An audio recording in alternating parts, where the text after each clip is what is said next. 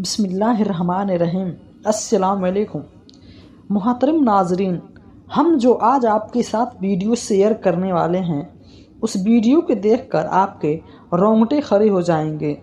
یہ ایک بہت ہی سبق واقعہ ہے، لہٰذا اس ویڈیو کو انت تک ضرور دیکھیے گا۔ ناظرین، چند سال قبل ایک جماعت مان صحرا سے آگے ایک چھوٹے سے قصبے میں گئی۔ اس جماعت میں ایک شخص ڈاکٹر نور محمد تھا۔ اس کا بیان ہے کہ مسجد سے باہر ادھر ادھر کافی لوگ فارغ بیٹھے تھے۔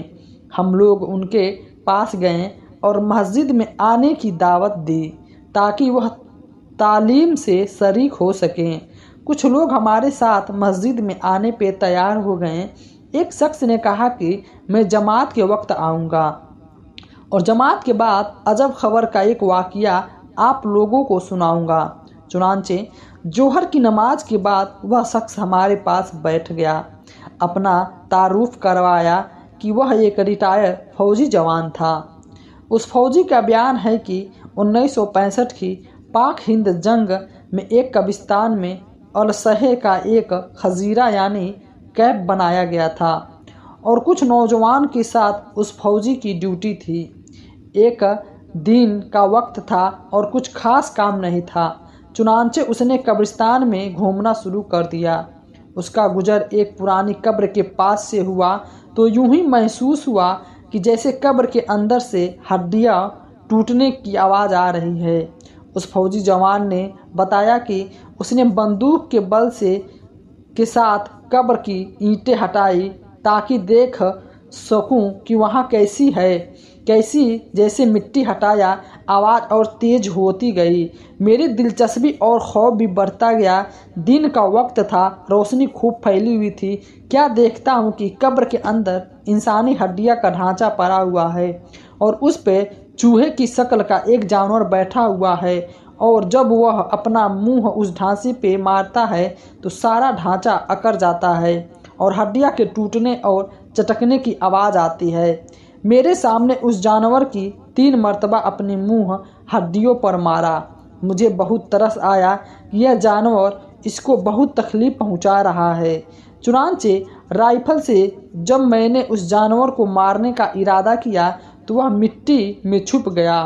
تھوڑی دیر بعد وہ جانور قبر سے نکل کر میری طرف لپکا اور میرے اوپر ایسی دہشت سوار ہوا کہ میں اسے مارنا بھول کر اپنی جان بچانے کی خاطر بھاگ کھڑا ہوا۔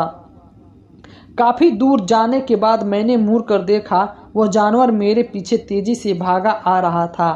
قریب ہی تھا، پانی کا ایک گھڑا تھا۔ اس جانور سے بچنے کے لیے میں اس جوہر یعنی گھڑے میں داخل ہو گیا۔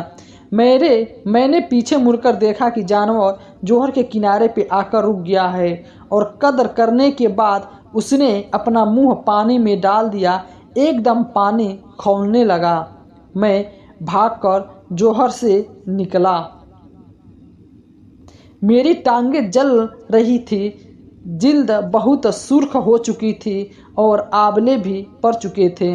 درد کی شدت سے میرا چلنا محال تھا۔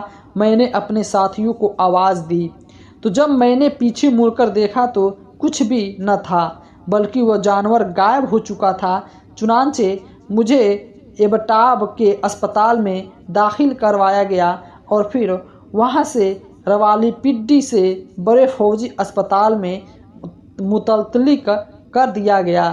میری ٹانگوں کا گوشت گلنا شروع ہو گیا اور ہر وقت بدبودار پیپ اور خون رستا رہا۔ کسی علاج سے فائدہ نہیں ہوا۔ مجھے اس کا علاج کے لیے امریکہ بھجوایا گیا، مگر مرض بڑھتا گیا۔ جیوں دوا لی گئی اور گوشت جاتا رہا، اس وقت دونوں ٹانگوں کی صرف ہڈیاں بچ گئی۔